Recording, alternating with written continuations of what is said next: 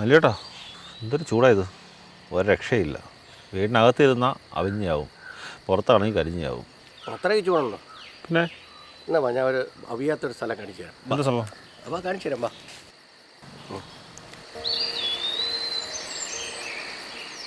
ഇതാണ് ആ വീട്. എൻ്റെ സുഹൃത്ത് ഹരീഷിൻ്റെയാണ്. പൂർണ്ണമായിട്ടും മണ്ണുകൊണ്ട് നിർമ്മിച്ചതാണ്. ഹരീഷേ അല്ലേ? കയറോ.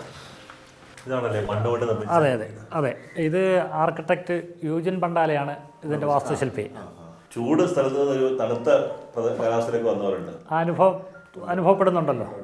ഒരു 5 ഡിഗ്രി നമുക്കെപ്പോഴും പുറത്തെ കാലാവസ്ഥയായിട്ട് ഇതിനകത്ത് കുറവ് അനുഭവപ്പെടും. 2013 നമ്മൾ താമസമായി. 11 വർഷമായാലും അതുപോലെ മെയിൻറ്റെയിൻ അതുപോലെ വരുന്നില്ല.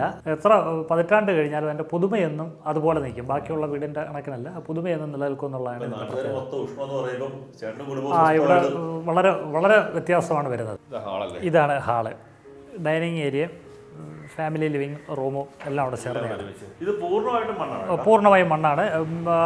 റൂഫ് ചെയ്തിരിക്കുന്ന ഫെറോസിമെൻ്റാണ്. ഫെറോസിമെൻ്റ് ചെയ്തിട്ട് അതിൻ്റെ മേളിൽ ഓടടുക്കിയിരിക്കുകയാണ്. തമിഴ്നാട്ടിൽ നിന്ന് കൊണ്ടുവന്ന ഏകദേശം ഒരു നൂറ്റാണ്ടിലധികം പഴക്കമുള്ള ഓട്, കൈകൊണ്ട് നിർമ്മിച്ച ഓടാണ്.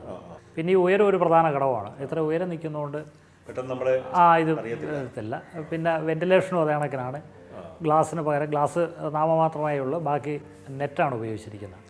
അതിൽ എയർ സർക്കുലേഷനും ആവശ്യത്തിന് ഉണ്ട്. അത് ക്ലേയുടെ കണ്ടന്റ്, അതായത് കളിമണ്ണിൻ്റെ അംശം കൂടുതലുള്ള മണ്ണാണ് വേണ്ടുള്ളത്. ചെളി കൂടുതലുള്ള മണ്ണുണ്ട്. അതാണ് എൻ്റെ നിർമ്മാണത്തിൽ പശയുള്ള മണ്ണ്.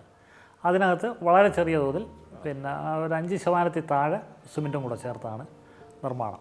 അതായത് ഒരു വേനൽക്കാലവും ഒരു മഴക്കാലവും പൂർണ്ണമായും ഈ ഭിത്തി കിടന്ന് നനഞ്ഞിട്ടാണ് ഒരു വർഷം. അത് കഴിഞ്ഞിട്ടാണ് മുകളിൽ റൂഫിൻ്റെ വർക്ക് തുടങ്ങുന്നത്. AC ഇല്ല. നമുക്ക് കറണ്ട് ചാർജ് തന്നെ, വൈദ്യുതി ചാർജ് തന്നെ വളരെ കുറവാണ്. 560 ഈ സമയത്ത് വരുന്നത്. ലൈറ്റുകൾ അത്യാവശ്യം പോയിന്റുകൾ മാത്രമേ ഉപയോഗിക്കത്തുള്ളൂ, അല്ല അനാവശ്യമായ ഒറ്റ പോയിന്റുകളും കൂടുതലില്ല. അതെ, ലൈറ്റുകളെല്ലാം വാം ലൈറ്റാണ്. പിന്നെ LED ബൾബുകളാണ് ഉപയോഗിച്ചിരിക്കുന്നത്.